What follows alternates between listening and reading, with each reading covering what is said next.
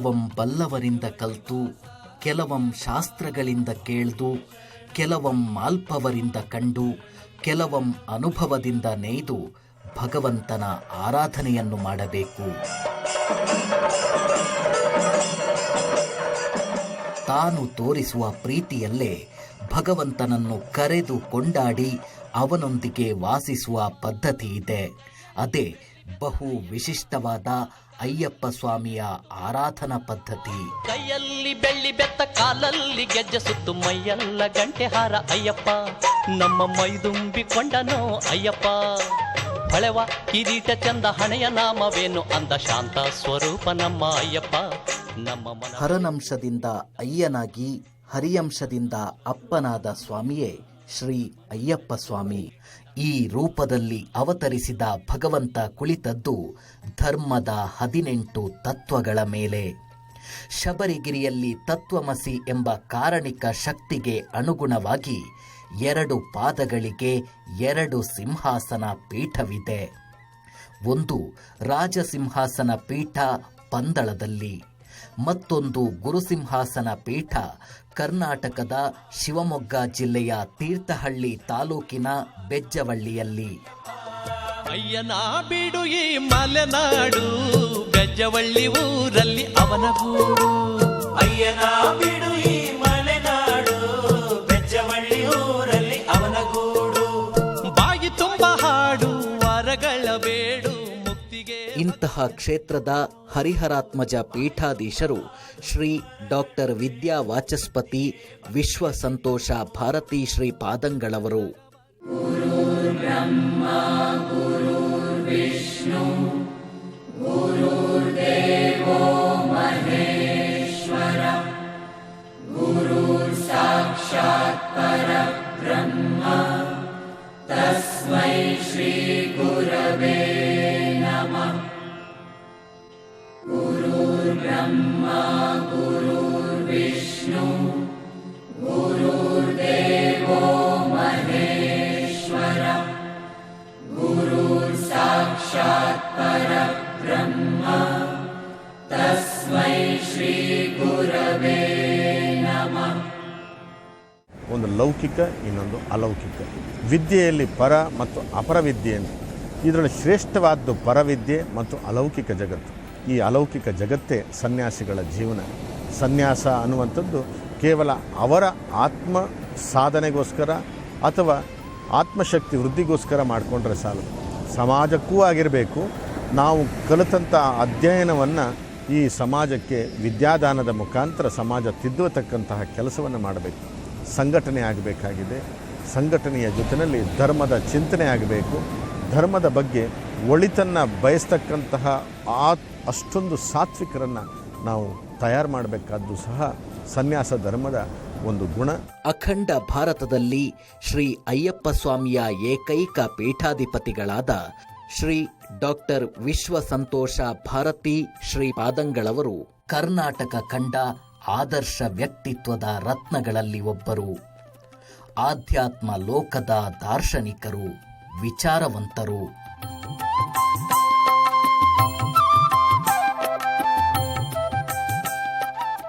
Doctor ಸಂತೋಷ ಗುರೂಜಿಯವರು ಜನವರಿ 14, 2012ರಂದು ಉಡುಪಿಯ ಶ್ರೀ ಪೇಜಾವರ ಮಠದ ಶ್ರೀ ವಿಶ್ವೇಶ್ವರ ತೀರ್ಥ ಶ್ರೀ ಪಾದಂಗಳವರ ಆಶೀರ್ವಾದದಿಂದ ಕರ್ನಾಟಕದ ಶಬರಿಮಲೈ ಅಯ್ಯಪ್ಪ ಸ್ವಾಮಿಯ ಶ್ರೀ ಕ್ಷೇತ್ರ ಬೆಜ್ಜವಳ್ಳಿಯಲ್ಲಿ ಶ್ರೀ ವಿಶ್ವ ಸಂತೋಷ ಭಾರತೀ ಶ್ರೀ ಪಾದಂಗಳವರು ಎಂದು ನಾಮಕರಣಗೊಂಡು ಪೀಠಾಧಿಪತಿಗಳಾದರು.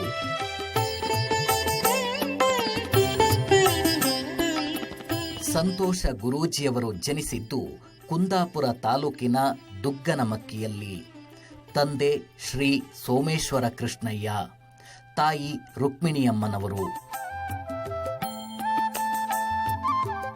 ಶ್ರೀಗಳ ಪೂರ್ವಾಶ್ರಮದಲ್ಲಿ ಬಾಲ್ಯದ ವಿದ್ಯಾಭ್ಯಾಸ ಶಿವಮೊಗ್ಗ ಜಿಲ್ಲೆಯ ತೀರ್ಥಹಳ್ಳಿ ತಾಲೂಕಿನ ಮಾಳೂರು ಗ್ರಾಮದ ಸರ್ಕಾರಿ ಪ್ರಾಥಮಿಕ ಪಾಠಶಾಲೆಯಲ್ಲಿ ನಡೆಯಿತು.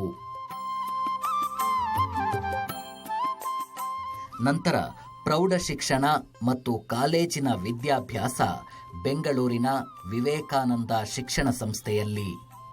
BAMS ಪದವಿಯನ್ನ ಕೊಪ್ಪದ ಆಯುರ್ವೇದ ಮೆಡಿಕಲ್ ಕಾಲೇಜಿನಲ್ಲಿ ಪಡೆದು ಮೈಸೂರು ವಿಶ್ವವಿದ್ಯಾನಿಲಯದಿಂದ ಆಯುರ್ವೇದ ವೈದ್ಯಕೀಯದಲ್ಲಿ ಪ್ರಥಮ ರ್ಯಾಂಕ್ ಪಡೆಯುವ ಮೂಲಕ ಸರ್ಕಾರದಿಂದ ಬಂಗಾರದ ಪದಕ ಪಡೆದು ಗೌರವಿಸಲ್ಪಟ್ಟರು. ಶಿವಮೊಗ್ಗದ ಮೆಗ್ಗಾನ್ ಆಸ್ಪತ್ರೆಯಲ್ಲಿ ವೈದ್ಯರಾಗಿ ಕೆಲಸ ಮಾಡಿದ ಇವರು ಸುಮಾರು 23 ವರ್ಷಗಳ ಕಾಲ ವೈದ್ಯರಾಗಿ ಸೇವೆ ಮಾಡಿದ ಅಭೂತಪೂರ್ವ ಅನುಭವ ಇವರದ್ದು. ವೈದ್ಯರೊಬ್ಬರು ಮಹಾ ಸಂಸ್ಥಾನದ ಪೀಠಾಧಿಪತಿಗಳಾಗಿರೋದು ಭಾರತದಲ್ಲಿ ಇವರೊಬ್ಬರೇ ಅನ್ನೋದು ನಿಜಕ್ಕೂ ಹೆಮ್ಮೆಯ ವಿಚಾರ. ಇವರ ಬಳಿ ಚಿಕಿತ್ಸೆ ಪಡೆದು ಗುಣವಾದ ರೋಗಿಗಳು ಈಗಲೂ ಕೊಂಡಾಡ್ತಾರೆ. ಈಗ ನಂದೇ ಮೊಮ್ಮಗನ ಕರ್ಕೊಂಡು ಹೋಗಿದೆ, ಜೀವ ಹೋಗೋದು ಹಂಗೆ ಆಗ್ಬಿಟ್ಟಿದ್ದ. ಆವಾಗ ಇವತ್ತು ತಗೊಂಡ್ರೆ ಅವರು ಚಿಕಿತ್ಸೆ ಕೊಟ್ಟಿದ್ದಾನೆ. ಈಗ ಅದೇ ಹುಡುಗನಿಗೆ ಮದುವೆನೂ ಆಗಿಬಿಟ್ಟಿದೆ. ಎಲ್ಲ ಭಾಳ ಚೆಂದಾಗಿದ್ದಾರೆ ದೇವ್ರದಿಂದ. ಸಂತೋಷ್ ಗುರೂಜಿಯನ್ನು ಸ್ವಾಮೀಜಿಗಿನ ನಮಗೆ ಡಾಕ್ಟ್ರಾಗೆ ಅವ್ರು ತುಂಬ ಪರಿಚಯ. ನಾವು ಇಡೀ ನಮ್ಮ ಫ್ಯಾಮಿಲಿ ಡಾಕ್ಟ್ರೇ ಆಗಿದ್ರು ಅವರು. ನಮ್ಮ ಮಕ್ಕಳಿಂದ ಹಿಡಿದು ನಮ್ಮ ಅಮ್ಮನಿಗೆ, ಅಪ್ಪಾಜಿಗೆ, ಇಡೀ ನಮ್ಮ ಫ್ಯಾಮಿಲಿಗೆ ಅವ್ರು ಡಾಕ್ಟ್ರು. ಇವರು ಸ್ವಾಮೀಜಿಯಾಗಿದ್ದು ಕೆಲವರಿಗೆ ಬೇಸರ ತಂದಿದೆ. ಏಕೆಂದ್ರೆ ನಾವು ಒಬ್ಬ ವೈದ್ಯರನ್ನ ಕಳೆದುಕೊಳ್ತೀವ ಅನ್ನೋ ಭಯ. ಈಗ ಗುರುಗಳಾಗ್ಬಿಟ್ಟಾರು. ಮೊದಲು ಡಾಕ್ಟರ್ ಆಗಿದ್ರು, ಈಗ ನಮಗೆ ಕಷ್ಟ ಆಗ್ತಾ ಇದೆ. ನಮ್ಮ ಶಿವಮೊಗ್ಗದಲ್ಲಿ ಅಣ್ಣಾನಗರ, ಮಿಲ್ಘಟ್ಟ, ಟಿಪ್ಪು ನಗರ, JP ನಗರ ಎಲ್ಲ ನೋಡಿದ್ದಾರೆ. ಮಕ್ಕಳಿಂದ ದೊಡ್ಡರಿಸರೆಲ್ಲ ಚೆನ್ನಾಗಿ ಮಾಡಿದ್ದಾರೆ. ಆದರೆ ಒಂದು ಹೇಳ್ಬೇಕಂದ್ರೆ ಈಗ ಸ್ವಾಮಿ ಆಗಿದ್ದಾರೆ. ಈಗಲೂ ಅವ್ರು ನಮಗೆಲ್ಲ ಆಶೀರ್ವಾದ ಮಾಡಲಿ. ಗುರುಗಳು ಇಂದಿಗೂ ರೋಗಿಗಳಿಗೆ ಚಿಕಿತ್ಸೆ ನೀಡ್ತಾ ವೈದ್ಯ ವೃತ್ತಿಯನ್ನು ಮುಂದುವರೆಸಿದ್ದಾರೆ. ಹಾಗಾಗಿ ನಾಡಿನ ಮೂಲೆ ಮೂಲೆಗಳಿಂದ ಚಿಕಿತ್ಸೆಗಾಗಿ ಇವರ ಬಳಿ ರೋಗಿಗಳು ಬರ್ತಾರೆ. ಬಾಲ್ಯದಿಂದಲೇ ಕಲೆ, ಸಾಹಿತ್ಯ, ಅಭಿನಯ ಇತ್ಯಾದಿಗಳಲ್ಲಿ ಆಸಕ್ತಿ ಹೊಂದಿದ್ದ ಶ್ರೀಗಳು ವೈದ್ಯರಾಗಿ ಶಿವಮೊಗ್ಗದಲ್ಲಿ ನೆಲೆಸಿದ್ದಾಗಲೇ ಡಾಕ್ಟರ್ ಸಂತೋಷ್ ಕುಮಾರ್ ಹೆಸರು ಜನಮನವನ್ನ ತಲುಪಿತ್ತು. ಅಭಿರುಚಿ ಎಂಬ ಸಾಂಸ್ಕೃತಿಕ ಸಂಸ್ಥೆಯನ್ನ ಹುಟ್ಟುಹಾಕಿದ್ದಲ್ಲದೆ ರೋಟರಿ, ರೆಡ್ ಕ್ರಾಸ್ ಸಂಸ್ಥೆಗಳಲ್ಲೂ ಸೇವೆ ಸಲ್ಲಿಸಿದರು. ವೈದ್ಯಕೀಯ ಅಲ್ಲದೆ ಇನ್ನು ಉಳಿದ ಆಧ್ಯಾತ್ಮಿಕ ಆಗಲಿ, ವೈದ್ಯಕೀಯ ಆಗಲಿ, ಇನ್ನು ಏನೇ ಆಗಲಿ ಅದನ್ನು ಸುಮ್ಮನೆ ಡಿಸ್ಕಷನ್ ಮಾಡ್ತಾಯಿದ್ದೆವು. 10ರಿಂದ ಸಾಧಾರಣ ನಾವು 12-12:30 ಗಂಟೆವರೆಗೂ ನಾವು ಡಿಸ್ಕಷನ್ ಮಾಡಿ ಆನಂತರ ಅವರು ಮನೆಗೆ ಹೋಗ್ತಾಯಿದ್ರು. ನಾನು ಹಾಗೆಯೇ ಒಂದೊಂದು ಸಲ ಅವ್ರ ಮನೆಗೆ ಹೋಗ್ತಾಯಿದ್ದೆ. ಅಲ್ಲಿಂದ ವಾಪಸ್ ಬರುವಾಗ 12-1 ಗಂಟೆ ರಾತ್ರಿ ಆಗಿದ್ದೂ ಇದೆ. ಮತ್ತು ಅವರು ಆವತ್ತಿನಿಂದಲೂ ಅಷ್ಟೇ, ಯಾವುದೇ ಒಂದು ತನ್ನ ಕೆಲಸ ಇರಲಿ ಅದನ್ನು ಯಾವ ಥರ ಮಾಡ್ತಾರೆ, ಆ ಶಕ್ತಿ ಯಾವ ಥರ ಅಂತೇಳಿ ನಮಗೆ ಅರ್ಥ ಆಗ್ತಾಯಿಲ್ಲ. ಆ ಥರ ಅವರು ಮಾಡಿಯೇ ಮಾಡ್ತಾರೆ. ಅದನ್ನೊಂದು ಚಾಲೆಂಜ್ ಅಂದರೆ ಚಾಲೆಂಜಿಂಗ್ ರೀತಿಯಲ್ಲಿ ಮಾಡ್ತಾರೆ. ಅವರು ಯಾವ ಥರ ವೈದ್ಯಕೀಯ ವೃತ್ತಿಯಲ್ಲಿ ಯಾವ ಥರ ಜನಪ್ರಿಯತೆ ಗಳಿಸಿದ್ದಾರಾ, ಯಾವ ಥರ ಒಂದು ಬಡವರಿಗೆ ಒಂದು ಸಹಕಾರ ಮಾಡೋ ಹಾಗೆ, ಒಂದು ಸ್ಲಮ್ ಏರಿಯಾದಲ್ಲಿ ವೈದ್ಯಕೀಯ ವೃತ್ತಿ ಮಾಡೋದಷ್ಟೇನು ಸುಲಭದ ವಿಷಯ ಅಲ್ಲ. ಅವರ ಜನಮನ ಗೆಲ್ಲುವುದು ಭಾರಿ ಕಷ್ಟದ ವಿಷಯ. ಅಲ್ಲಿ ಅವರು ಒಳ್ಳೆ ಹೆಸರು ಗಳಿಸಿ ಆ ಮುಂದೆ ಇದ್ದಕ್ಕಿದ್ದಾಗೆ ನಮ್ಮ ಊಹೆಗೆ ಒಂದು ನಿಲುಕದ ವಿಷಯವಾಗಿತ್ತು. ಆಮೇಲೆ ಇದ್ದಕ್ಕಿದ್ದಾಗೆ ಆ ಸನ್ಯಾಸಿ ವೃತ್ತಿ ಜೀವನದಲ್ಲಿ ಅವರು ಇದ್ದಕ್ಕಿದ್ದಾಗೆ ಸಫಲತೆ ಗಳಿಸ್ತಾ ಮುಂದೆ ಹೋಗ್ತಾನೆ ಇದ್ದರು. ಯಾವುದೂ ಅವರು ಹಿಂದೆ ತಿರುಗಿ ನೋಡಿದ್ದು ಇಲ್ಲ ಅಂತ ನನ್ನ ಮನಸ್ಸಿಗೆ ಅನ್ನಿಸ್ತದೆ. ಮುಂದೆ ಅವರು ಇದೇ ಥರ ಅವರು ಮುಂದುವರಿಸಿಕೊಂಡು ಸಮಾಜ ಸೇವೆಗಾಗಿ ತನ್ನ ಜೀವನವನ್ನು ಮುಡಿಪಾಗಿಡ್ತಾರಂತ ಹೇಳುವ ಭರವಸೆ ನನಗಿದೆ. ಅಶ್ವಿನಿ ಕ್ಲಿನಿಕ್ ಅನ್ನು ತೆರೆದು ಕೇವಲ 5 ರೂಪಾಯಿ ಶುಲ್ಕದಲ್ಲಿ ಬಡವರಿಗೆ ಉಚಿತವಾಗಿ ವೈದ್ಯಕೀಯ ಸೌಲಭ್ಯವನ್ನು ನೀಡಿ ಧನ್ವಂತರಿ ಎನಿಸಿಕೊಂಡರು. ಅಂತಹ ಧನ್ವಂತರಿ ಇಂದು ಭಾರತದ ಪ್ರತಿಷ್ಠಿತ ಧರ್ಮಗುರುಗಳಾಗಿ ಅಖಂಡ ಭಾರತದ ಜನಸೇವೆಯನ್ನ ಮಾಡುತ್ತಿದ್ದಾರೆ. ಸಂತೋಷ್ ಗುರೂಜಿ ಅಂತ ಈಗ ಗುರೂಜಿ ಸ್ವಾಮಿಯವರೇ ಆಗಿದ್ದಾರೆ. ಈಗ ಮುಂಚೆ ಡಾಕ್ಟರ್ ಆಗಿದ್ರು ಅವರು. ಅಶ್ವಿನಿ ಕ್ಲಿನಿಕ್ ಅಂತೇಳಿ ಇಟ್ಟಿದ್ರು. ಭಾರಿ ಚೆನ್ನಾಗಿತ್ತು. ನಾವೆಲ್ಲ ಮುಂಚೆ ಹೋಗ್ತಾಯಿದ್ವಿ ಡಾಕ್ಟರ್ ಹತ್ರ. ಹೊತ್ತಿಗೆ ಇಲ್ಲಿ ಬಡವರೆಲ್ಲ ಭಾರಿ ಹೆಲ್ಪ್ ಆಗ್ತಿತ್ತು ಅವ್ರು ಇದ್ದಾಗ. 20 ವರ್ಷದಿಂದ ನಾವು ಅವರೆಲ್ಲ ಜೊತೆಗೆ ಇದ್ವಿ. ತುಂಬ ಕಡೆ ಬಡವರು ಬಗರಿಗೆಲ್ಲ ತುಂಬ ಅನುಕೂಲತೆ ಮಾಡಿದ್ದಾರೆ. ಈಗ ಸ್ವಾಮೀಜಿಯಾಗಿ ಹೋಗಿದ್ದಾರೆ. ನಮಗೆ ತುಂಬ ತೊಂದರೆ ಆಗಿದೆ. ನಮ್ಮ ತಂದೆಗೆ ತುಂಬ ಹಳೆ ಪರಿಚಯ. ನಮ್ಮ ತಂದೆ ಅವ್ರ ಹತ್ರ ಬಿಟ್ಟರೆ ಬೇರೆ ಯಾರ ಹತ್ರನೂ ತೋರಿಸ್ತಾ ಇದ್ದಿಲ್ಲ.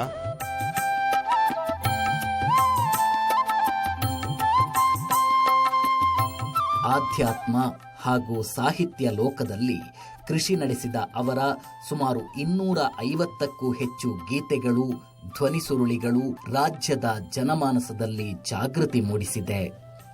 ಸುಮಾರು 2000ಕ್ಕೂ ಹೆಚ್ಚು ಧಾರ್ಮಿಕ ಪ್ರವಚನಗಳನ್ನು ನೀಡಿರುವ ಹೆಗ್ಗಳಿಕೆ ಪೂಜ್ಯರದ್ದು. ಆಕಾಶವಾಣಿ, ದೂರದರ್ಶನಗಳಲ್ಲಿ ವಿವಿಧ ವಿಷಯಗಳ ಬಗ್ಗೆ ಚರ್ಚೆ ಸಂವಾದಗಳನ್ನು ನಡೆಸಿ ಜನರಿಗೆ ಮಾರ್ಗದರ್ಶನ ನೀಡಿದ್ದಾರೆ. ಎಂತಹ ಗಂಭೀರ ವಿಷಯವೇ ಆಗಿರಲಿ, ನಿರರ್ಗಳವಾಗಿ ಮಾತನಾಡಬಲ್ಲ ವಾಗ್ಮಿಗಳು. ದೇವತೆಗಳಿಗೂ ಮಾನವರಿಗೂ ಎಲ್ಲಿಯ ಸಂಬಂಧ? ನಿಮ್ಮ ಅಧೀನದಲ್ಲಿ ನಾವು ಇರಬೇಕಾದಂಥವ್ರು. ಕರ್ನಾಟಕದ ಅನೇಕ ವಾಹಿನಿಗಳಲ್ಲಿ ಆಯುರ್ವೇದ ಕುರಿತು, ಆಧ್ಯಾತ್ಮ ಕುರಿತು ಕಾರ್ಯಕ್ರಮ ನೀಡಿ ಮನೆಮದ್ದುಗಳ ಕುರಿತು ವಿಶೇಷವಾಗಿ ಜನಸಾಮಾನ್ಯರಲ್ಲಿ ಅರಿವು ಮೂಡಿಸಿದ್ದಾರೆ.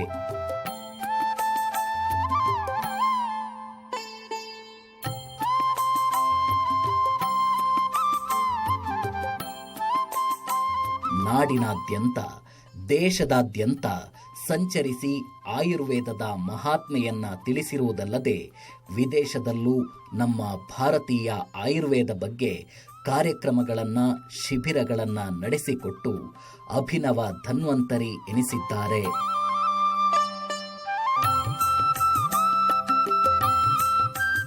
ಭಾರತೀಯ ವೇದ, ಉಪನಿಷತ್, ಗ್ರಂಥ, ಪುರಾಣ, ಇತಿಹಾಸಗಳ ಬಗ್ಗೆ ಅಪಾರ ಜ್ಞಾನ ಹೊಂದಿರುವ ಇವರು ಪುಸ್ತಕಗಳನ್ನೂ ಹೊರತಂದಿದ್ದಾರೆ. ಬೆಂಗಳೂರಿನಲ್ಲಿ ಆಯುರಾಶ್ರಮವನ್ನ ಕಟ್ಟಿ ಜನಸೇವೆಯೇ ಜನಾರ್ದನ ಸೇವೆ ಎಂಬ ಮಾತಿಗೆ ಬದ್ಧವಾಗಿ ನಿಂತು ಜನತೆಯ ಸರ್ವತೋನ್ಮುಖ ಅಭಿವೃದ್ಧಿಗಾಗಿ ಶ್ರಮಿಸುತ್ತಿದ್ದಾರೆ.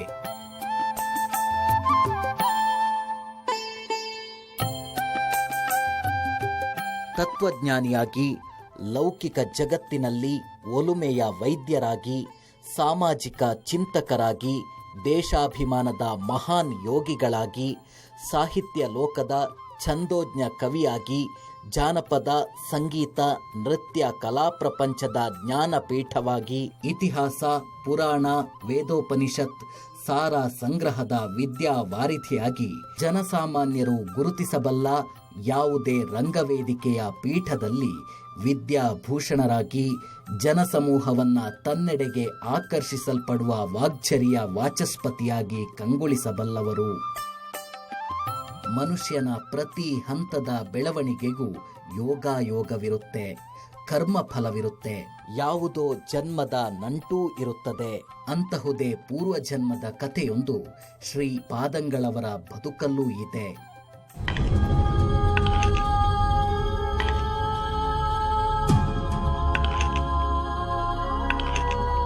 ವೈದ್ಯರೊಬ್ಬರು ಸನ್ಯಾಸ ಸ್ವೀಕರಿಸಿ ಉದ್ದಾನ ಮಠದ ಪೀಠಾಧಿಪತಿಗಳಾಗೋದು ಅಂದ್ರೆ ಅದು ಸಾಮಾನ್ಯ ವಿಷಯವ? ಹೌದು, ಇದಕ್ಕೊಂದು ಹಿನ್ನೆಲೆ ಇದೆ.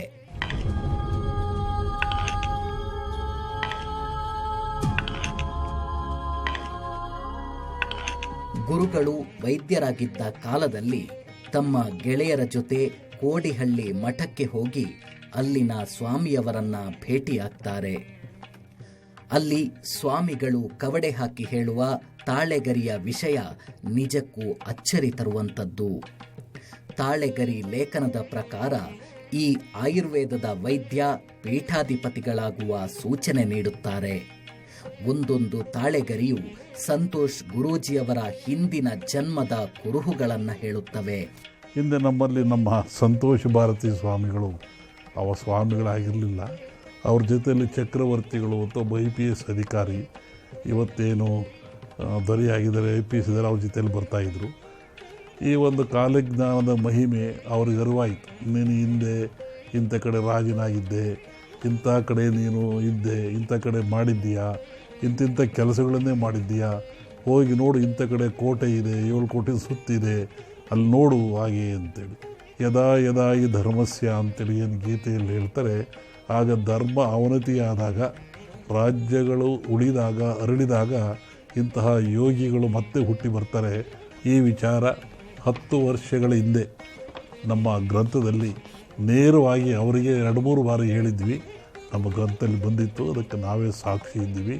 ಸಾವಿರಾರು ವರ್ಷಗಳ ಜನ್ಮಾಂತರದ ಆತ್ಮ ಆ ರೂಪದಲ್ಲಿ ಬಂದು ಸೇವೆಯನ್ನು ಮಾಡ್ತದೆ. ಇದು ಸತ್ಯ ಸತ್ಯ ಸತ್ಯ.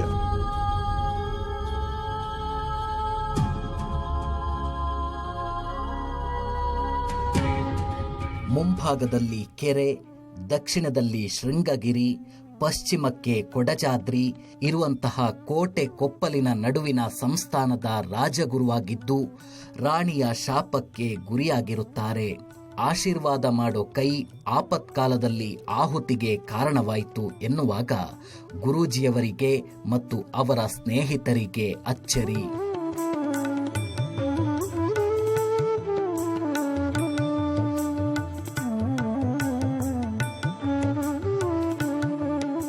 ಈ ಕೋಟೆ ಬಗ್ಗೆ ಹುಡುಕುವಾಗ ಸಿಕ್ಕಿದ್ದು ಹೊನ್ನೆಕಂಬಳಿ ಅರಸರು ಆಳಿದ್ದಂತಹ ಈಗಿನ ಹೊಸನಗರದ ಕೋಟೆ. ಈ ಕೋಟೆಯ ಇತಿಹಾಸಕ್ಕೂ ಬಾರಕೂರಿನ ಇತಿಹಾಸಕ್ಕೂ ಒಂದಷ್ಟು ಸಂಬಂಧಗಳಿದ್ದದ್ದು ಕಂಡುಬಂತು. ಅಲ್ಲಿನ ಇತಿಹಾಸ ತಜ್ಞರು ಹೇಳಿದ ವೀರಮ್ಮಾಜಿಯ ಕತೆ ಕೋಡಿಹಳ್ಳಿ ಸ್ವಾಮಿಯವರ ತಾಳೆಗರಿಯ ಲಿಖಿತಕ್ಕೆ ಪುರಾವೆಯಾಗಿದ್ದು ನಿಜಕ್ಕೂ ಅಚ್ಚರಿ. ಅವಿಭಜಿತ ದಕ್ಷಿಣ ಕನ್ನಡವನ್ನು ಮೊದಲು ಆಳ್ತಾ ಇದ್ದದ್ದು ಅಳುಪರು. 12ನೇ ಶತಮಾನದ ನಂತರ ಒಡೆದು ಚೂರಾಗಿ ಹೊನ್ನೆಕಂಬಳಿ ಅರಸರು, ತೋಳಾರ ಅರಸರು, ಚೌಟ್ರು, ಬಂಗರು ಹೀಗೆ ಸಾಕಷ್ಟು ಅರಸರುಗಳು, ಪಾಳೆಗಾರರು ಬೇರೆ ಬೇರೆಯಾಗಿ ಡಿವೈಡ್ ಆದರು, ವಿಭಾಗ ಆಗ್ತಾ ಬಂದರು. ಅದರಲ್ಲಿ ಹೊನ್ನೆಕಂಬಳಿ ಅರಸರು ಅಂತನ್ನುವಂಥವ್ರು ಇಲ್ಲಿ ಪ್ರಸ್ತುತವಾಗಿರ್ತಕ್ಕಂಥದ್ದು. ಹೊನ್ನೆಕಂಬಳಿ ಅರಸರು ನಿಜವಾಗ್ಲೂ ಒರಿಜಿನಲ್ ಆಗಿ ಅವರು ಶೈವರಾಗಿದ್ದರು. ಅವರು ಆಳ್ತಾ ಇದ್ದಂಥ ಸಂದರ್ಭದಲ್ಲಿ ಈ ಚಿನ್ನಬಿದನೂರು ಅಥವಾ ಬಿದನೂರು ಅಂತನ್ನುವಂಥದ್ದು ಇದು ಸಂಸ್ಥಾನ, ಇದೊಂದು ಪ್ರಾಂತವನ್ನಾಗಿ ಅವರು ಆಳ್ವಿಕೆ ಮಾಡ್ತಾಯಿದ್ರು. 1618ರ ಸರಿಸುಮಾರಿನಲ್ಲಿ ವೆಂಕಟಪ್ಪ ನಾಯಕ ಇಲ್ಲಿ ಅಟ್ಯಾಕ್ ಮಾಡ್ತಾನೆ. ಅಟ್ಯಾಕ್ ಮಾಡಿದ ಮೇಲೆ ಇದು 1618ರಲ್ಲಿ ಕೆಳದಿಯ ವೆಂಕಟಪ್ಪ ನಾಯಕನ ಕೈ ಕೆಳಗೆ ಬರುತ್ತೆ. 1618ರ ನಂತರ ಸಾಕಷ್ಟು ಇಲ್ಲಿ ಅಭಿವೃದ್ಧಿಯನ್ನು ಕಾಣುತ್ತೆ. ವೀರಭದ್ರ ನಾಯಕನಿಂದ ಹಿಡಿದುಕೊಂಡು ವೀರಮ್ಮಾಜಿಯವರೆಗೆ ಹಲವಾರು ಧರ್ಮಗುರುಗಳು ಬರ್ತಾರೆ. ಆ ಧರ್ಮಗುರುಗಳಿಗೆ ಇಲ್ಲಿ ಮುಖ್ಯವಾಗಿರ್ತಕ್ಕಂಥ ಧರ್ಮಗುರುಗಳಿಗೆ ಅವರು ಸಾಕಷ್ಟು ಸಹಾಯವನ್ನು ಮಾಡ್ತಾರೆ. 1618ರಿಂದ ಕೊನೆಯ ರಾಣಿ ವೀರಮ್ಮಾಜಿ 1763ರವರೆಗೂ ಪತನವಾಗುವವರೆಗೂ ಕೂಡ ಅವರಿಗೆ ಸಹಾಯವನ್ನು ಮಾಡ್ತಾನೆ ಬರ್ತಾರೆ. ವಿಚಿತ್ರ ಅಂತಂದರೆ ನೋಡಿ, 1763ರಲ್ಲಿ ಹೈದರಲ್ಲಿ ಅಟ್ಯಾಕ್ ಮಾಡಿದಂಥ ಸಂದರ್ಭದಲ್ಲಿ ಯಾವ ಸಂಸ್ಥಾನ ಅವರನ್ನು ಹಿಡಿದಿಟ್ಟಿತ್ತೋ, ಯಾವ ಸಂಸ್ಥಾನ ತಮ್ಮನ್ನು ಅಭಿವೃದ್ಧಿಗೆ ಮತ್ತು ಏಳಿಗೆಗೆ ಶ್ರಮಿಸಿತ್ತೋ ಅಂಥ ಸಂಸ್ಥಾನದವರೇ ಇವರಿಗೆ ಕೈ ಕೊಡ್ತಾರೆ, ಆಶೀರ್ವಾದವನ್ನು ಕೊಡದೆ ಬಿಟ್ಟು ಬಿಡ್ತಾರೆ. ವಿಚಿತ್ರ ಅಂದರೆ ಅಂಥ ವೀರಮ್ಮಾಜಿ ಅವರನ್ನು ಕರೆಸಿಕೊಂಡು, ಆ ಮಠಾಧೀಶರನ್ನು ಕರೆಸಿಕೊಂಡು 70 ವರಹಗಳನ್ನು ಕೊಟ್ಟು 300 ವರಹಗಳ ಭೂದಾನವನ್ನು ಮಾಡಿ ಅದಕ್ಕೆ ಟ್ಯಾಕ್ಸನ್ನು ಮನ್ನಾ ಮಾಡಿ ಎಲ್ಲ ಮಾಡಿರತಕ್ಕಂಥ ವೀರಮ್ಮಾಜಿಗೆ ಕೊನೆಯ ಗಳಿಗೆಯಲ್ಲಿ 1763 ಮಾರ್ಚ್ 27ರಂದು ನಡೆದಂಥ ಮಹಾಯುದ್ಧದಲ್ಲಿ 21 ದಿವಸ ನಿರಂತರವಾದಂಥ ಯುದ್ಧ ನಡೆಯುತ್ತಿಲ್ಲ. ಆ ಸಮಯದಲ್ಲಿ ಆಶೀರ್ವಾದವನ್ನೂ ಕೊಡದಂಥ ಒಂದು ಸ್ಥಿತಿಗೆ ಒಂದು ಸಂಸ್ಥಾನ, ಒಂದು ಪೀಠ ಕಾರಣ ಆಗತ್ತೆ ಅಂತನ್ನುವಂಥದ್ದು ಇದೊಂದು ಐತಿಹಾಸಿಕ ದುರಂತವಲ್ಲವೇ? ನನಗೆ ಬಹಳ ಬೇಸರ ಅನಿಸುತ್ತೆ ಈ ವಿಷಯದಲ್ಲಿ. ಅವರು ಕಾಯಬೇಕಾಗಿತ್ತು, ಕಟ್ಟಬೇಕಾಗಿತ್ತು. ಆದರೆ ಓಂಕಾರದ ಧ್ವನಿಯಲ್ಲಿ ಕೇಳಿಸ್ತಾ ಇದ್ದೆ ಹೊರತು ಅಲ್ಲಿ ಶ್ರೀಕಾರದ ಧ್ವನಿ ಕೇಳಿಸ್ತಾ ಇಲ್ಲ. ಕೈವಾರ ತಾತಯ್ಯನವರ ತಾಳೆಗರಿ, ಗೋಣಿಬೀಡು ಶ್ರೀಗಳವರ ತಾಳೆಗರಿಯು ಸಂತೋಷ್ ಗುರೂಜಿಯವರ ಹಿನ್ನೆಲೆ ಕುರಿತು ಇದನ್ನೇ ನುಡಿದಿದ್ದು ಗುರೂಜಿಯವರ ಈ ಜನ್ಮ ಪೀಠಾಧಿಪತಿಗಳಾಗಲೆಂದೇ ಬಂದಿದೆ ಎಂದು ದೃಢಪಡಿಸಿದವು.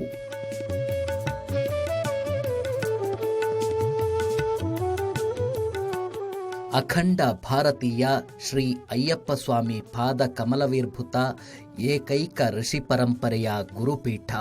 ಈ ಕುಚೀಟಕ ಮಹಾಸಿಂಹಾಸನ ಶಬರಿಮಲೆಯಲ್ಲಿ 18 ಮೆಟ್ಟಿಲುಗಳ ಮೇಲೆ ಕುಳಿತ ಅಯ್ಯಪ್ಪ ಸ್ವಾಮಿ ಕರುನಾಡಿನ ಮಲೆನಾಡಿನಲ್ಲೂ ಬಂದು ನೆಲೆಸುತ್ತಾನೆ.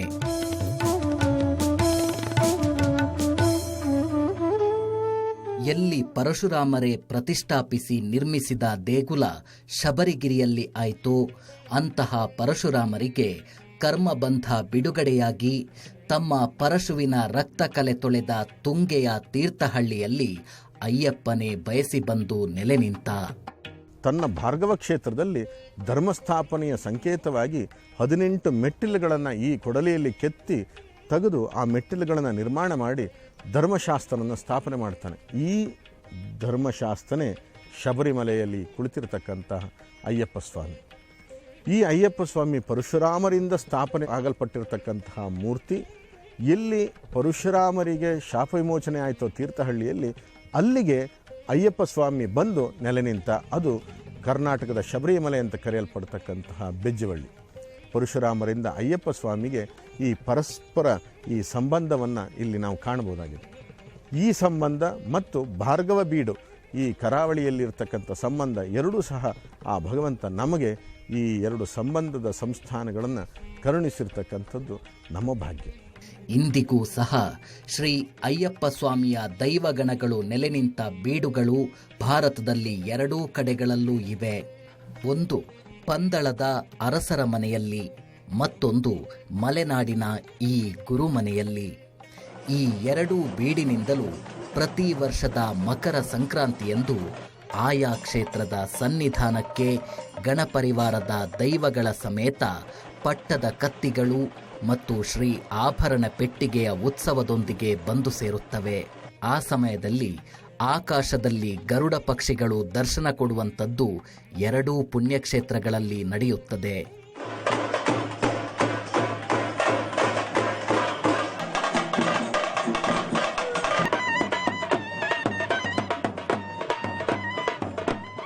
ಇಂದಿಗೂ ಅದೆಷ್ಟೋ ಸಾವಿರ ಪ್ರತ್ಯಕ್ಷದರ್ಶಿಗಳು ಸಂಕ್ರಾಂತಿಯಂದು ಉತ್ಸವದಲ್ಲಿ ಭಾಗವಹಿಸಿ ಪುನೀತರಾಗುತ್ತಿದ್ದಾರೆ. ಈ ಕಾರಣಿಕ ದೃಶ್ಯ ಮಕರ ಸಂಕ್ರಾಂತಿಯ ದಿನ ಬೆಳಗ್ಗೆ ಬೆಜ್ಜವಳ್ಳಿಯಲ್ಲಿ, ಸಂಜೆ ಶಬರಿಮಲೆಯಲ್ಲಿ ನಡೆಯುತ್ತದೆ. ಇದು ನಡೆಯುವುದು ಉತ್ತರಾಯಣ ಪುಣ್ಯಕಾಲದಂದು ಮಾತ್ರ. ಆದ್ದರಿಂದ ಭಕ್ತ ಜನರೇ ಬೆಜ್ಜವಳ್ಳಿಯನ್ನು ಬಾಯ್ತುಂಬ ಕರೆದ ಹೆಸರು ಕರ್ನಾಟಕದ ಶಬರಿಮಲೆ ಎಂದು. ದಾರಿಯಲ್ಲಿ ಬೆಜ್ಜವಳ್ಳಿ ಕಾಡಿನಲ್ಲಿ ಹೆಜ್ಜೆ ಹಾಕಿ ಕುಣಿಯುತ್ತಾನೆ ಅಯ್ಯಪ್ಪ, ಆಹ ಗೆಜ್ಜೆ ಕಟ್ಟಿ ಕುಣಿಯುತ್ತಾನೆ ಅಯ್ಯಪ್ಪ. ನಮ್ಮ ಅಯ್ಯಪ್ಪ, ನಿಮ್ಮ ಅಯ್ಯಪ್ಪ, ಸ್ವಾಮಿ ಅಯ್ಯಪ್ಪ. ಇಂತಹ ಪರಮ ಪೂಜ್ಯ ಶ್ರೀ ಪಾದಂಗಳವರ ಪೀಠಾರೋಹಣದ ವರ್ಧಂತ್ಯೋತ್ಸವ ಸಮಾರಂಭ ಜನವರಿ 14, 2017 ಮಕರ ಸಂಕ್ರಾಂತಿಯ ಮಹೋತ್ಸವದಂದು ಬೆಜ್ಜವಳ್ಳಿಯಲ್ಲಿ ವಿಜೃಂಭಣೆಯಿಂದ ನಡೆಯಿತು. ಬೆಳಗ್ಗೆ 6 ಗಂಟೆಯಿಂದಲೇ ಪ್ರಾರ್ಥನೆ, ಮಹಾಗಣಪತಿ ಪೂಜೆ, ಪುಣ್ಯಾಹ ನಾಂದಿಯೊಂದಿಗೆ ಪ್ರಾರಂಭವಾಗಿ ಮಹಾಗಣಪತಿ ಹೋಮ, ನವಗ್ರಹ ಹೋಮ, ದುರ್ಗ ಹೋಮ ನಡೆದು ಶತಕುಂಭ ಕಲಶ ಸ್ಥಾಪನೆಯಾಯಿತು. ಶ್ರೀ ರಾಘವೇಶ್ವರ ಭಾರತಿ ಮಹಾಸ್ವಾಮಿಗಳ ದಿವ್ಯ ಸಾನ್ನಿಧ್ಯದಲ್ಲಿ ಧಾರ್ಮಿಕ ಸಭೆಯೂ ನಡೆಸಲಾಯಿತು.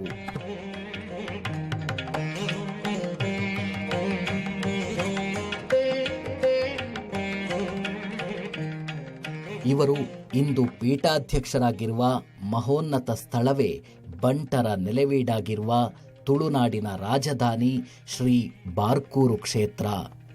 ಕ್ಷೇತ್ರದ ಮಹೋನ್ನತ ಕಾರ್ಯಗಳಿಗೆ ಕಂಕಣ ತೊಟ್ಟು ಕಾರ್ಯೋನ್ಮುಖರಾಗಿರುವ ಶ್ರೀ ಪಾದಂಗಳವರಿಗೆ ನಾಡಿನ ಪ್ರಖ್ಯಾತರು, ಗಣ್ಯರು ಶುಭ ಕೋರಿದ್ದಾರೆ. ಒಂದು ಕಾಲದಲ್ಲಿ ತುಳುನಾಡಿನ ರಾಜಧಾನಿಯಾಗಿದ್ದ ಈ ಬಾರಕೂರಲ್ಲಿ ಇಂದು ಕಲ್ಲುಗಳು ಕತೆ ಹೇಳುತ್ತವೆ, ಕೇಳುವವರಿಲ್ಲ. ಇಲ್ಲಿ ಬೇಲಿಗೆ ಇಟ್ಟ ಕಲ್ಲು ಇತಿಹಾಸ ಸಾರುತ್ತದೆ. ಮನೆಗಳ ಮೆಟ್ಟಿಲು ಚರಿತ್ರೆ ಹೇಳುತ್ತದೆ. ಬಟ್ಟೆ ಒಗೆಯುವ ಕಲ್ಲುಗಳು ಶಾಸನದ ಕಲ್ಲುಗಳಾಗಿವೆ.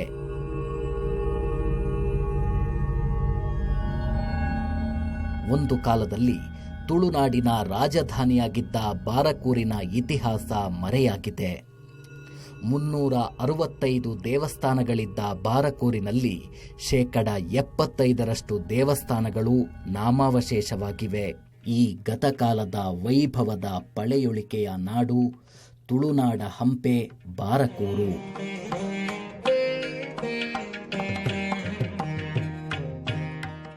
ಗತ ಇತಿಹಾಸಗಳನ್ನು ಬದಿಗೆ ಸರಿಸಿ ನಡುವಲ್ಲಿ ಬಾರಕೂರು ಪುಟ್ಟ ನಗರವಾಗಿದೆ. ಈ ಸಣ್ಣ ಪೇಟೆಯನ್ನು ಬಿಟ್ಟು ಸುತ್ತ ಎತ್ತ ಹೋದರೂ ಶಾಸನದ ಕಲ್ಲುಗಳು, ಮಹಾಸತಿ ಕಲ್ಲುಗಳು, ಕೆರೆಗಳು, ದೇವಸ್ಥಾನಗಳು, ಬಾವಿಗಳು ಸಿಗುತ್ತವೆ. 6 ವರ್ಷದ ಹಿಂದೆ ಇಲ್ಲಿ ಉತ್ಖನನ ಮಾಡಿದಾಗ ಅರಮನೆಯ ಅಡಿಪಾಯ ಗುರುತಿಸಲು ಸಾಧ್ಯವಾಗಿದೆ. ಇಲ್ಲಿ ದೊರೆತಂಥ ಶಾಸನಗಳು, ಕಲ್ಲುಗಳನ್ನು ಸ್ವತಃ ತಾವೇ ನಿಂತು ಪರಿಶೀಲಿಸಿ ಈ ಸ್ಥಳದ ಮಹಾತ್ಮೆ, ಪುರಾಣ ಮತ್ತು ಇತಿಹಾಸದ ಗತವೈಭವವನ್ನು ತಿಳಿಸಿಕೊಡಲು ಶ್ರೀ ವಿಶ್ವ ಸಂತೋಷ ಭಾರತೀ ಶ್ರೀಪಾದಂಗಳವರು ಸಾಕಷ್ಟು ಶ್ರಮವಹಿಸಿದ್ದಾರೆ.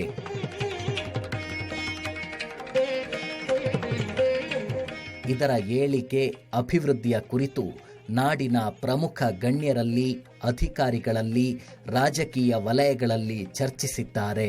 ತಜ್ಞರನ್ನು ಭೇಟಿಯಾಗಿ ಮಾಹಿತಿಗಳನ್ನು ಪಡೆದಿದ್ದಾರೆ. ಸ್ವಲ್ಪ ದೂರದಲ್ಲಿ ಇವತ್ತು ಕತ್ತಲೆ ಬಸದಿ ಎಂದು ಕರೆಯಲಾಗುತ್ತಿರುವ ಬಸದಿ ಇದೆ. ಬಾರಕೂರಿನ ಸೋಮನಾಥೇಶ್ವರ ದೇವಾಲಯ ಚಾಲುಕ್ಯ ಶೈಲಿಯಲ್ಲಿದ್ದು, ಚಾಲುಕ್ಯ ಸಂಬಂಧವನ್ನ ಹೇಳಿದರೆ ಈ ಬಸದಿ ಹೊಯ್ಸಳರ ಜತೆಗಿನ ನಂಟನ್ನು ತಿಳಿಸುತ್ತದೆ. ಇಲ್ಲಿ 24 ತೀರ್ಥಂಕರರ ಕಲ್ಲೂ ಇದೆ. ಅಚ್ಚರಿ ಎಂಬಂತೆ ಬಸದಿಯ ಒಳಗೆ ಶಿವಲಿಂಗ ಇದೆ.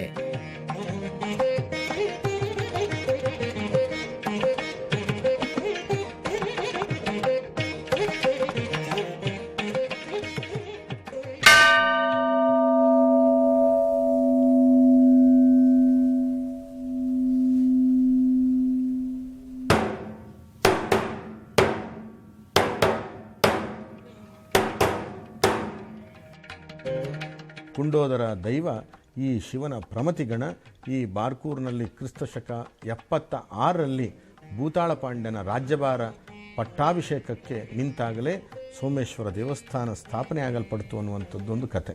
ಭೂತಾಳ ಪಾಂಡ್ಯನ ಆರಾಧನೆಯನ್ನು ಯಾರು ಮಾಡ್ಕೊಂಡು ಬರ್ತಾರೋ ಶಿವನ ಬಂಟನ ಆರಾಧನೆ ಮಾಡಿದ್ರಿಂದಾಗಿ ನಾಗವಂಶೀಯ ಕ್ಷತ್ರಿಯರು ಬಂಟರು ಎಂದು ಕರೆಯಲ್ಪಡ್ತಾರೆ. ಬಾರಕೂರು ಪೇಟೆ ಸಮೀಪ ಸಿಂಹಾಸನ ಗುಡ್ಡೆ ಎಂಬ ಪ್ರದೇಶವಿದೆ. ಇಲ್ಲಿ ಬೇತಾಳೇಶ್ವರ ದೇವಸ್ಥಾನ ಇರುವುದು. ಈ ಪ್ರದೇಶದಲ್ಲಿ ತ್ರಿವಿಕ್ರಮನ ಸಿಂಹಾಸನ ಇದ್ದು, ಇದನ್ನು ರಾಜನೊಬ್ಬ ಏರಲು ಬಂದಾಗ ಮೆಟ್ಟಿಲುಗಳ ಇಕ್ಕೆಲಗಳಲ್ಲಿ ಇದ್ದ ಗೊಂಬೆಗಳು ಕತೆ ಹೇಳುತ್ತಾ ಹೊರಟು ಹೋದ ಮೇಲೆ ಸಿಂಹಾಸನ ಭೂಗತವಾಯಿತು ಎಂಬುದು ಪ್ರತೀತಿ. ತ್ರಿವಿಕ್ರಮ ಇದ್ದಲ್ಲಿ ಬೇತಾಳ ಇರುವುದರಿಂದ ಬೇತಾಳೇಶ್ವರ ದೇವಸ್ಥಾನ ಇಲ್ಲಿದೆ.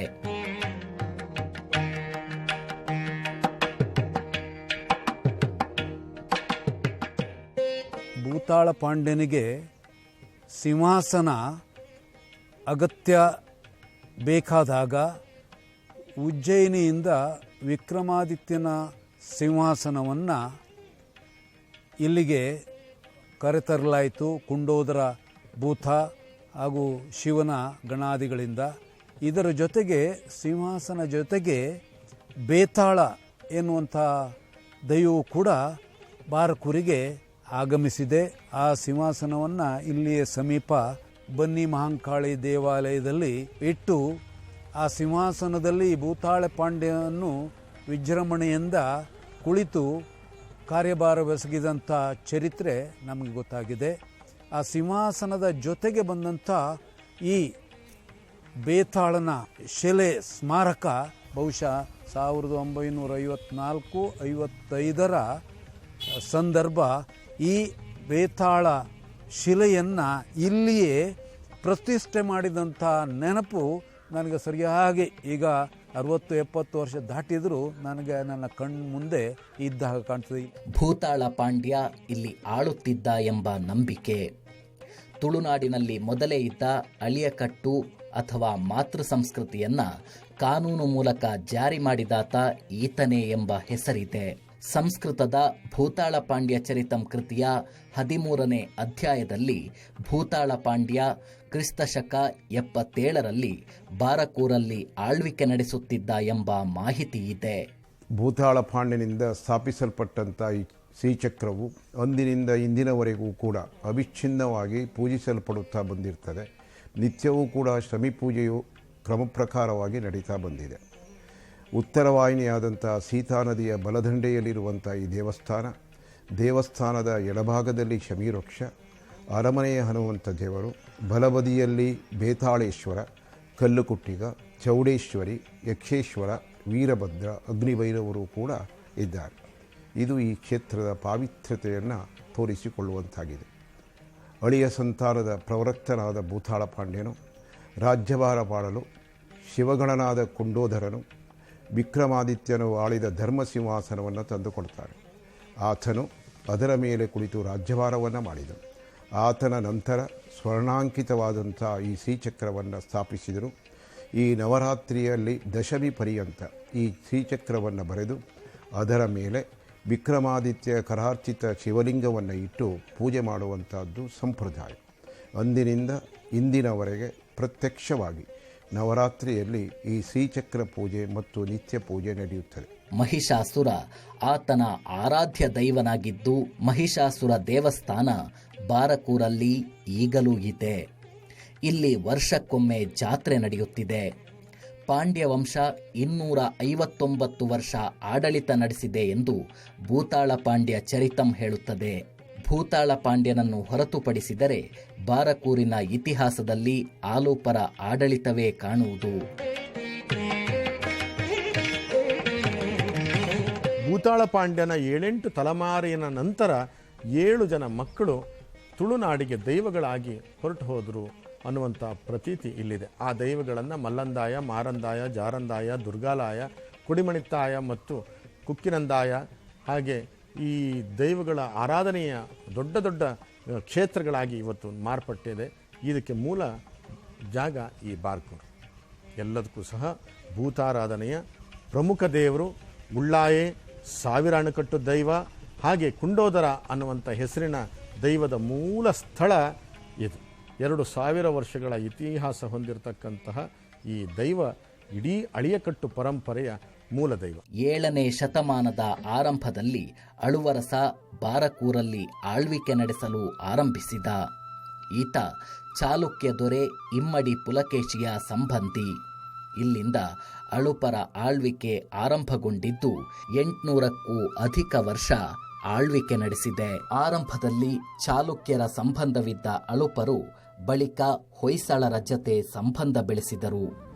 ಅದರ ಪರಿಣಾಮವಾಗಿ ಬಾರಕೂರಿನಲ್ಲಿ ಜೈನ ಬಸದಿಗಳು ನಿರ್ಮಾಣಗೊಂಡವು. ಹೊಯ್ಸಳ ದೊರೆ ವಿಷ್ಣುದೇವ ಜೈನ ಧರ್ಮ ಬಿಟ್ಟು ವೈಷ್ಣವ ಧರ್ಮ ಸ್ವೀಕರಿಸಿದಾಗ ಬಾರಕೂರಲ್ಲೂ ವೈಷ್ಣವ ದೇವಾಲಯಗಳು ರಚನೆಯಾದವು. ವಿಜಯನಗರ ಸಾಮ್ರಾಜ್ಯ ಸ್ಥಾಪನೆಯಾದಾಗ ಅವರ ಸ್ಥಾನಿಕ ದೊರೆಗಳು ಆಳ್ವಿಕೆ ಮಾಡಿದ್ದರು. ನಂತರ ಕೆಳದಿ, ಇಕ್ಕೇರಿ ದೊರೆಗಳು ಹೈದರಾಲಿ, ಟಿಪ್ಪು ಸುಲ್ತಾನನ ಆಡಳಿತಕ್ಕೆ ಒಳಪಟ್ಟಿತ್ತು.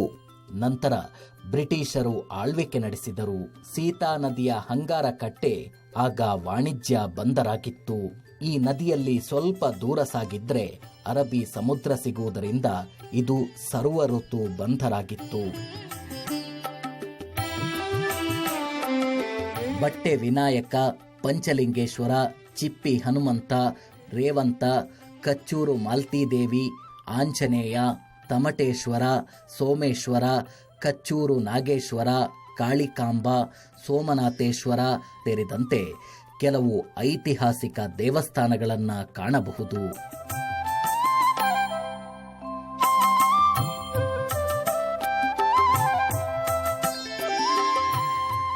ಇಷ್ಟೊಂದು ಸಂಶೋಧನೆಗಳು, ಉತ್ಖನನಗಳು ನಡೆದಂಥ ಸ್ಥಳ, ಪುರಾಣ ಕಥೆ, ಮಹಿಮೆಗಳು ಒಳಗೊಂಡಂತಹ ಪ್ರಸಿದ್ಧ ಕ್ಷೇತ್ರದಲ್ಲಿ ಇಂದು ಬಾರ್ಕೂರು ಮಹಾಸಂಸ್ಥಾನ ಮಠ ನಿರ್ಮಾಣವಾಗುತ್ತಿದೆ.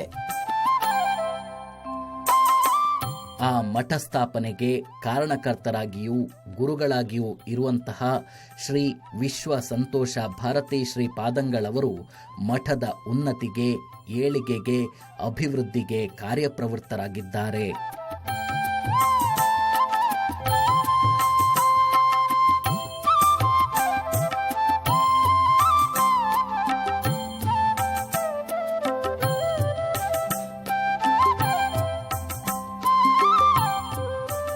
ಈ ಶ್ರೀಮಠದ ಅಂಗಳದೊಳಗೆ ಕರಾವಳಿಯಲ್ಲಿ ಪೂಜಿಸಲ್ಪಡುವ ದೇವರುಗಳು, ನಾಗರಕಲ್ಲುಗಳ ಸ್ಥಾಪನೆ ಸೇರಿದಂತೆ ಅಲ್ಲಿ ನಡೆಯುವಂತಹ ವಿಶಿಷ್ಟ ದೈವಿಕ ಕಾರ್ಯಗಳು, ಪೂಜಾ ಕೈಂಕರ್ಯಗಳನ್ನು ಈ ಮಠದಲ್ಲಿ ನಡೆಸುವಂತಹ ಯೋಜನೆಯನ್ನು ಹಮ್ಮಿಕೊಂಡಿದ್ದಾರೆ.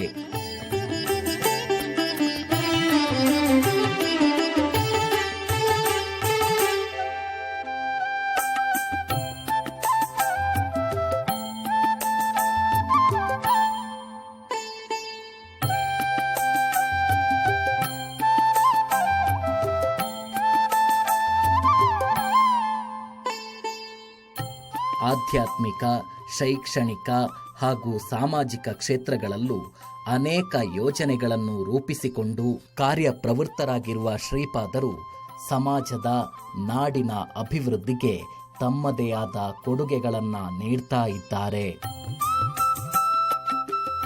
ಶತಶತಮಾನಗಳ ಹಿಂದೆ ಅವಸಾನಗೊಂಡಿದ್ದ ಕ್ಷೇತ್ರ ಅದರ ಅಭಿವೃದ್ಧಿಗೆಂದೇ ಕಾರಣೀಭೂತರಾಗಿ ಜನ್ಮ ತಳೆದಿರುವ ಶ್ರೀ ಡಾಕ್ಟರ್ ವಿದ್ಯಾ ವಾಚಸ್ಪತಿ ವಿಶ್ವಸಂತೋಷ ಭಾರತೀ ಶ್ರೀಪಾದಂಗಳವರ ಸಾರಥ್ಯದಲ್ಲಿ ದಿನೇ ದಿನೇ ನಾಡಿನಾದ್ಯಂತ ವೈವಿಧ್ಯಮಯ ಕಾರ್ಯಗಳು ಮುಂದುವರೆದಿವೆ. ಇದು ದೇಶದ ಉದ್ದಗಲಕ್ಕೂ ಹರಡಿ ವಿಶ್ವಮಾನ್ಯವಾಗುವ ದಿನಗಳು ದೂರವಿಲ್ಲ.